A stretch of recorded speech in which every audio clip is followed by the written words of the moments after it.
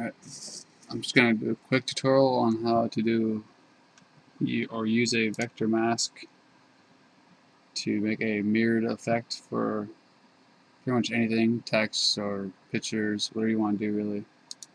First of all, we have this is the image I'm going to use here as a piece of jewelry. I'm going to copy that into here and scale it down just a bit. Make sure you hold shift so you keep the proportions right so you don't mess it up.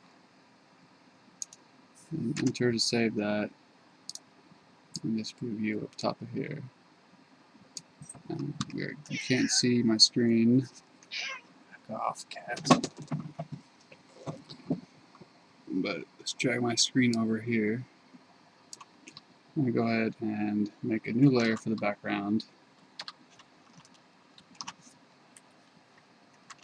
Just Control Shift N or Option Shift N, whatever you use on Macs. We just do File, New Layer, whatever.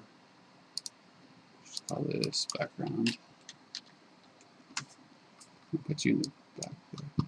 Then we take the layer 1, which is our image, and duplicate the layer.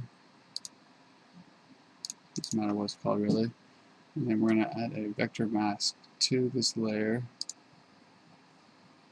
Now we're going to, while the layer is still selected, we're going to transform, flip vertically, and just select on the arrow button, of course, so you just use your arrow keys. And just kind of move it down to wherever you like. Now we can go to our gradient tool. The gradient tool, we're gonna make sure that while we're on the gradient tool, we have the vector mask selected, and just you can hold shift to keep a straight line, and you can see how it makes the mask get kind of a fade effect. It's really hard to tell right here, but you can see how the fade effect comes in effect there. And if you take the background and fill it with a color like black, you can kind of see more of it, versus if you did like a blue background or a white background. And of course you can change all this. Just stay on the go back to your vector mask, and you can just adjust it and say you want to do it on the black background. And it's just Alt backspace to do the background filled in. You can go back to the vector layer, and then from here you can use the gradient tool again just to kind of fine tune. Make sure you select the layer. You can kind of fine tune how you want to see it for that specific area. You can show more if you want to. Show brighter parts towards the beginning, or you can go a little higher. And just play with it until you get to however you want it on whichever background you like to use it on.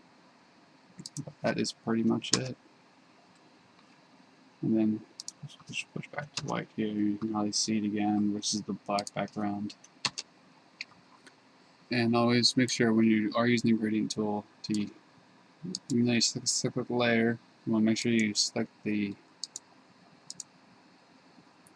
part here, the vector mask right here, so that when you do the gradient tool, it will make sure that it works in the right proper layer instead of the entire layer itself.